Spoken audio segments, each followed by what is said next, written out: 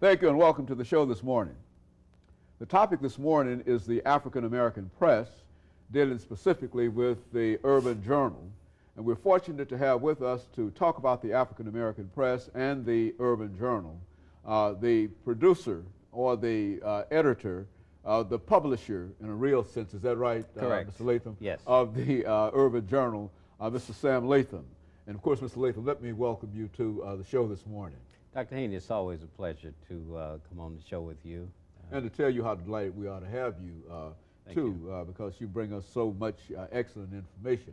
As a matter of fact, let's see if we can start off by having you to give us some information about yourself, your background, education, and things that were important, and eventually leading you to believe that you ought to become involved in the newspaper profession and similar kinds of information.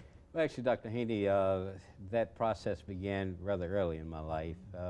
Never knew that I would actually end up being in the newspaper business, but there are certain things and events that took place in my life early on that I guess formed the seeds for me later getting into the business.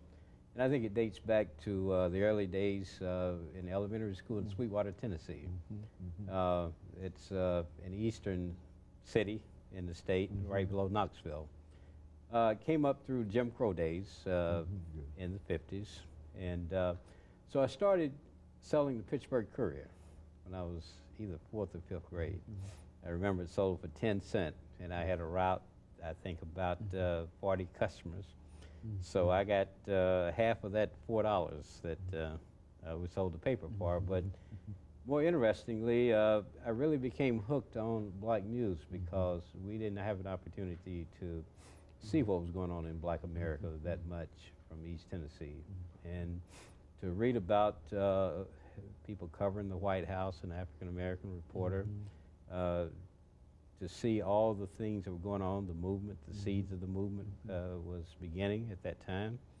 And I had a cousin, Oscar Robinson, who played basketball, and it was a way that I could keep in touch with him when he was at the University of Cincinnati as a student. And so really became a big fan of black newspapers at that time.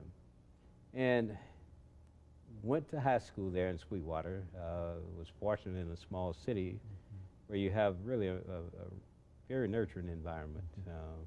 My first cousin taught me English, and I found out I liked to write, although did probably better in sciences than I did in history or some of the other things. Did well in English, though.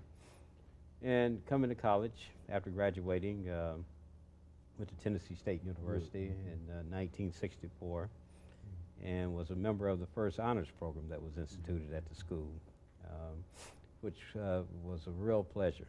And it was very rewarding being in that program because we had to do a lot of reading. We read books and discussed. We took the pro and con positions on various books, and that helped to, well, let's form a thirst, or a thirst for knowledge.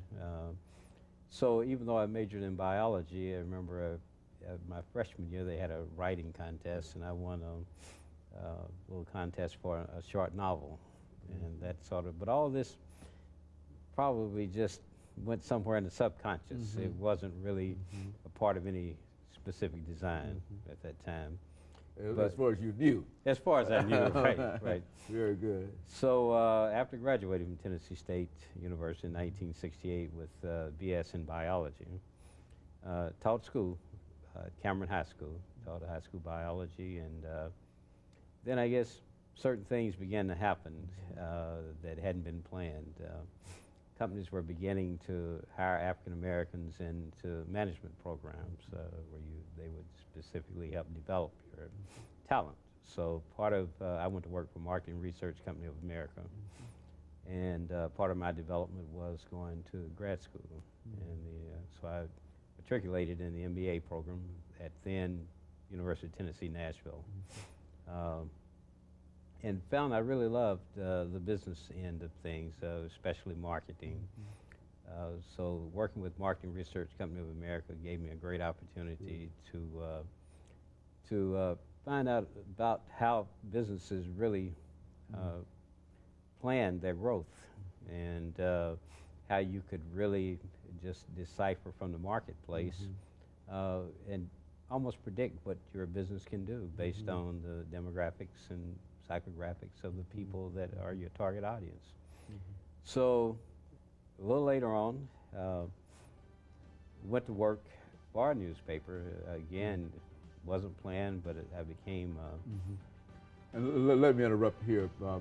Latham, just a minute here before our first commercial break, after which we'll come back. Sure. And we'll let you pick up at that particular point. And we'll be back with our audience following this.